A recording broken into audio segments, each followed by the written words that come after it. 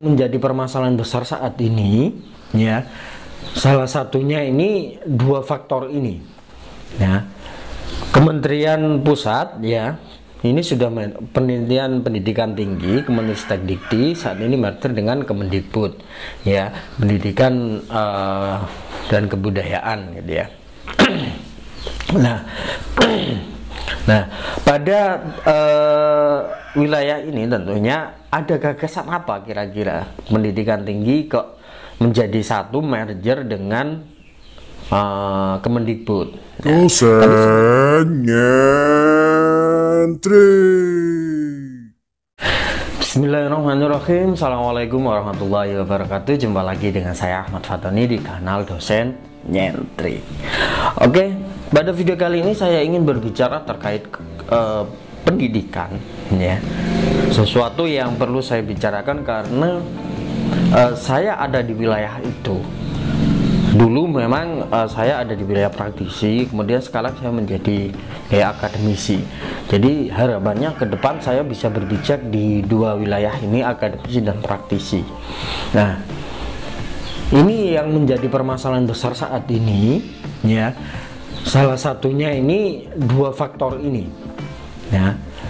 Kementerian Pusat, ya, ini sudah penelitian pendidikan tinggi Kemendikti saat ini merger dengan Kemendikbud, ya, pendidikan dan kebudayaan, gitu ya. Nah, pada wilayah ini tentunya ada gagasan apa kira-kira pendidikan tinggi kok menjadi satu merger dengan Kemendikbud. Ya, tapi sebelum ke sana, ini dulu juga ada gagasan itu. Jadi di kedinasan di daerah itu bersatu, ya. Namanya kalau dulu Dinas Kebudayaan, Dinas Pemuda, Olahraga dan Pariwisata dan Kebudayaan, Disporabudpar, ya. Kemudian berganti menjadi Disparpora. Kebudayaannya hilang, mengapa? Karena bersatu dengan Dinas Pendidikan.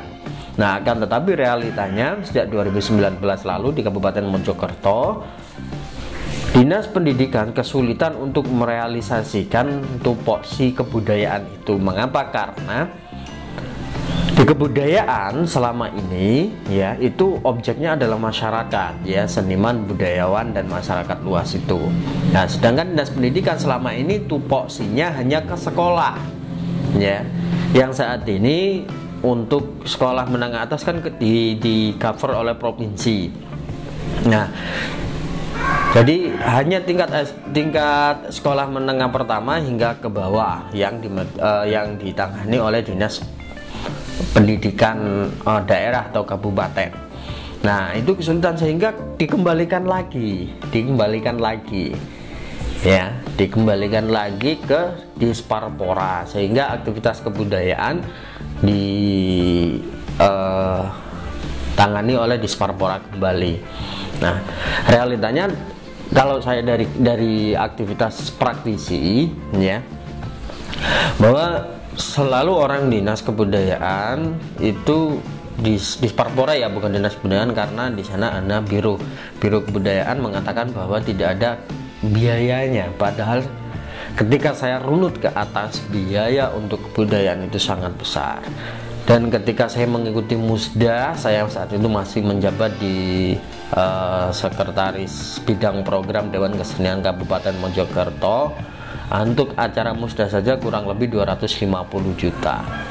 Nah, kemudian untuk kegiatan Kirab Agung Nuswantoro mungkin 1 M masuk, ya. Mungkin itu gambaran awal saya saja, karena butuh menyiapkan ini itu sebuah event untuk menunjukkan ke masyarakat besarnya Kerajaan Majapahit. Nah, tetapi ketika praktisi bertanya ke Dinas Kebudayaan, selalu jawaban tidak ada uangnya. Nah, maksudnya uang ketika ditanyakan oleh praktisi ini, maksudnya tidak ada uang yang bagaimana? Uang yang akan dikelolakan kepada seniman dan budayawan atau apa, gitu ya. Nah, ini adalah PR, ya yang perlu saya jawab sebagai seorang akademisi. Nah, karena ada gagasan menyatukan wilayah kebudayaan dengan pendidikan. Memang di beberapa diskusi, di beberapa forum sudah banyak rekan-rekan berbicara ini akan masuk ke sendi-sendi masyarakat, harus masuk ke wilayah pendidikan. Ya, para praktisi sudah mengemukakan itu. Mungkin salah satu ucapan itu terdengar oleh kementerian hingga di merger lah itu. Tetapi yang di wilayah bawah ya itu tidak memahami maksudnya, atau takut wilayahnya itu direbut ke dinasan lain, atau ya karena atau loh, ini saya juga tidak tahu, ini hanya praduga saya akan meriset itu. Kebetulan saya saat ini kan punya kesempatan studi, dan saya mohon doanya kepada rekan-rekan semua, teman-teman semua, para subscriber saya, bahwa studi ini adalah beban atau kewajiban saya ya, yang harus saya rampungkan. Tentunya harus menghasilkan luaran yang benar-benar maslahat untuk banyak orang ya, untuk instansi, untuk lembaga dan lain sebagainya. Nah, itu akan menjadi riset saya, tetapi karena biaya untuk pendidikan itu sangat besar. Satu semester bagi saya sangat besar ini ya, bagi saya, belum tentu bagi yang lain. Itu 12 juta per semester. Nah, tentunya saya mohon bantuan pada teman-teman. Jika teman-teman mendukung gerakan saya ini, saya mohon doanya dan tekan like, share, dan komen agar saya lebih semangat buat konten-konten seperti ini, dan saya mendapatkan support dari YouTube berupa AdSense, hingga saya bisa melanjutkan studi. Gerakan-gerakan saya itu bisa ada yang mendanai dan tidak terputus. Jadi kayak gitu. Kembali lagi, gagasan untuk merger ini tentunya sangat bagus, tetapi kenapa realitanya ketika mengeksekusi itu kedinasan merasa sulit? Sebenarnya kan hanya tinggal diserahkan keseluruhannya, data-data dan lain sebagainya, kemudian dijalankan. Atau bisa jadi di dinas kebudayaan yang tidak ada, selain data juga tidak ada orang yang mumpuni. Nah, sebenarnya misalnya kedinasan memposisikan diri sebagai seorang apa ya istilahnya, dewan misalnya. Dewan kan dewan DBR, MBR gitu kan, mereka hanya mengatur, kemudian yang menjalankan adalah orang-orang yang di bawahnya atau sesuai dengan kemampuannya, keahliannya, membuka dana hibah dan lain sebagainya, atau merangkul praktisi. Itu tentu akan lebih mudah. Nah, tentunya kalau di wilayah pendidikan sendiri sebenarnya sudah ada budayaan itu, pada seni dan budaya untuk kurikulernya ya, kurikulum ya. Ada mata kuliah, ada pelajaran seni budaya, dan ada muatan lokal. Ya, sebenarnya muatan lokal ini sempat hilang ya. Nah, ternyata gagasan untuk merger kebudayaan itu saya coba telisik tahun 90-an. Itu era pasca Soeharto ya. Soeharto kan lengser 98, Pak Soeharto ini sudah ada merger gitu deh, sudah dari dulu, tetapi realisasinya tidak berjalan. Apa, ada masalah apalah? Fokus di situ yang ingin saya selesaikan untuk menjadi luaran studi S3 saya. Kebetulan saya mengambil S3 saat ini di Universitas Negeri Surabaya. Di sana ada Prof. Yuwono, seorang praktisi dan juga akademisi bidang kebudayaan. Saya berharap di sana saya banyak belajar kepada beliau dan untuk sharing ya, untuk gagasan ini ya. Oke. Jadi saya mohon doanya kepada rekan-rekan sehingga saya akan melakukan gerakan-gerakan untuk menyatukan spirit kebudayaan ini masuk ke wilayah pendidikan. Nah, sebenarnya sudah ada ornamen-ornamen ya yang terbentuk di otak saya, ini seperti ini, tetapi akan menjadi menarik ketika itu sudah saya tuliskan menjadi sebuah riset, menjadi konten-konten seperti ini yang bisa diakses oleh banyak orang ya. Jadi saya mohon dukanya kepada rekan-rekan. Cukup sekian pemantik dan kabar-kabar dari saya bahwa gerakan ke depan saya selain di pengajaran, pengabdian dan penelitian, ini gagasan ke depan yang harus saya lakukan dari gabungan dari pengabdian, pendidikan, dan juga penelitian menjadi satu topik yang harus saya kabarkan kepada rekan-rekan semua, yang outputnya nanti harapan saya bisa benar-benar menyatu antara kebudayaan dan pendidikan. Dengan kebudayaan yang kuat kita akan menemukan jati diri, dan itu sudah disebutkan oleh pemerintah dalam Undang-Undang Nomor 5 Tahun 2017 tentang pemajuan kebudayaan. Di situ ada 10 elemen yang menurut saya elemen di situ kurang, tentang sistem religiusitas di situ tidak ada, kemudian sistem kemasyarakatan, ya itu juga di situ tidak ada. Tapi sistem kemasyarakatan yang saya maksud di sini adalah tradisi ya. Jadi kayak di Bali itu ada apa namanya, polisi daerah ya yang ngurusi KIPEM dan lain sebagainya, aturan lokal ya, aturan lokal yang misalnya akan menjadi harmonis ketika seorang yang mencuri ayam akan ditangani oleh Dewan polisi adat gitu ya, tidak polisi negara. Kalau polisi negara hukumannya mencuri kecil, mencuri besar sama.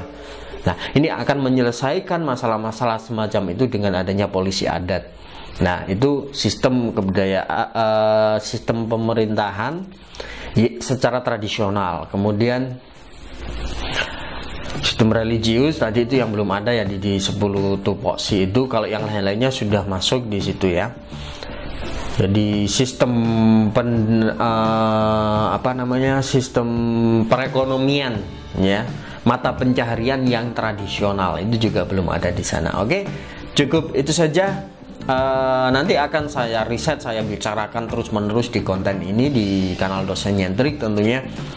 Dan saya mohon bantuannya rekan-rekan untuk like, share, komen, dan juga subscribe, dan nyalakan bunyi loncengnya agar saya punya energi besar untuk melakukan gagasan besar yang tentunya dananya juga cukup besar. Saya mohon bantuan kepada rekan-rekan, tekan like, share, komen, dan subscribe, dan nyalakan bunyi loncengnya.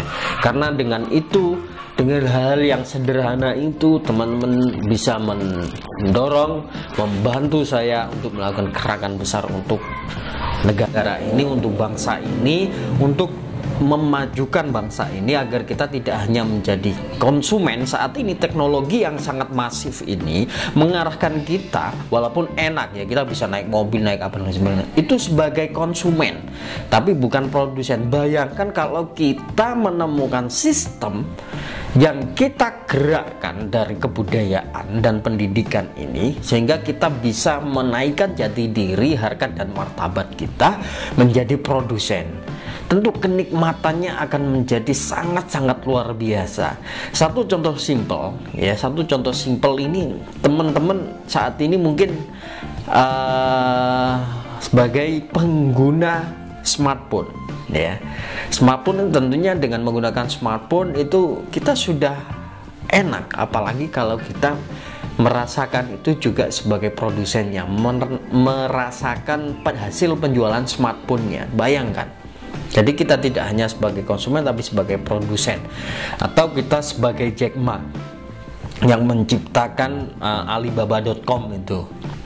Nah, tentunya ini akan menjadi lebih indah. Jadi gerakan-gerakan itu akan menaikkan harkat dan martabat kita sebagai negara, sebagai bangsa yang besar, dengan kekuatan kebudayaan yang besar yang saat ini masih belum dioptimalkan. Tetapi saya yakin gerakan saya itu butuh energi yang besar, kekuatan yang besar, dana yang besar, dan juga bantuan dari semua masyarakat Indonesia. Dan saya yakin kita bisa. Dan salah satunya saya mohon bantuan untuk tekan like, share, komen, dan juga subscribe. Dan jangan lupa nyalakan bunyi loncengnya agar semua orang bisa tahu dan mendukung gerakan saya ini, sehingga saya bisa terus berjuang demi bangsa dan negara ini. Oke, cukup sekian. Sampai ketemu lagi dengan saya Ahmad Fatoni di kanal Dosen Nyentrik. Jangan lupa subscribe.